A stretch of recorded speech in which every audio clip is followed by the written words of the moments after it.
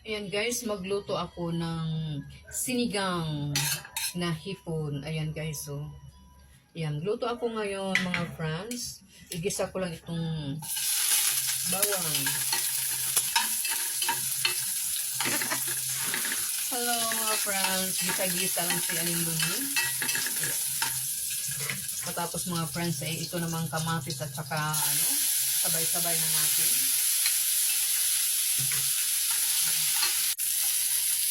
Ayan. Ang ating sibuyas, kamatis, bawang. Kailangan maluto itong mga friends. Kamatis.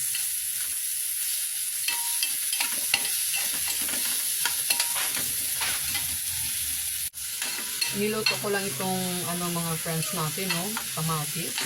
Ayan. Tapos na natin itong hipon. Ay, sinama ko na yung mga friends. Sinama ko na yung siling haba para maano naman siya.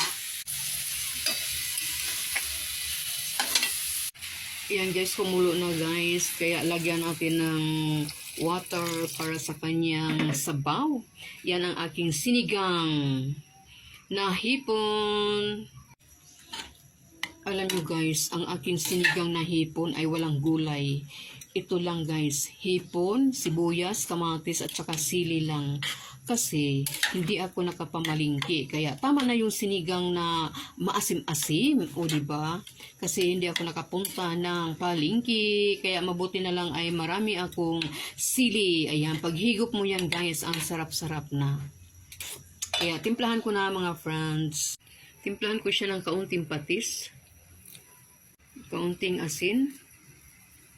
Tsaka lagyan natin ng pampaasim mga friends. Ayan. Kaunti lang. Tira-tira lang ito mga friends ang pampaasim ko. Ayan. Pakuluan natin ng mabuti mga friends para maano naman ito, maluto naman itong sili. Dahil ang sili ang nagpapasarap niyan. Diba? May kagat bang anghang-anghang. Ayan.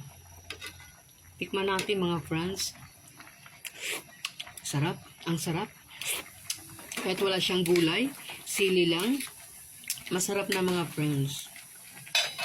Guys, nilagyan ko ng kaunting cubes. Yan lang. Kasi meron na siyang patis. Meron na siyang salt. Ayan. At saka meron na siyang sinigang mix. Kaya ayun, nilagyan ko ng kaunting-kaunti lang na cubes. Para lamang siya lumasa. Ayaw ko sana pero sige nga, tikman natin kung lalong sumarap kapag merong cubes na hipon. Ayan guys. Hinihinaan ko yung niya, sabaw, apoy. Ayan guys, nagluto na kasi ako ng sinaing ba.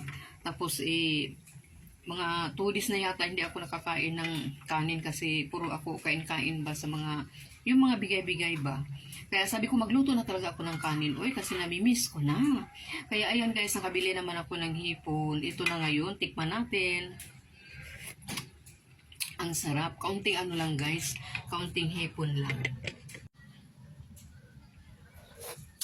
Kaunting hipon lang kasi meron na siyang salt, meron ng patis, meron na siyang sinigang mix. Kaya nilagyan ko na lang siya ng cubes na kakaunti lang, maliit lang. Kasi kakaunti lang naman ito. 1/4 lang na malalaking hipon. Ayan guys, maraming salamat. Ayan, luto na. Bye-bye. Luto na ang aking nilutong sinigang na hipon.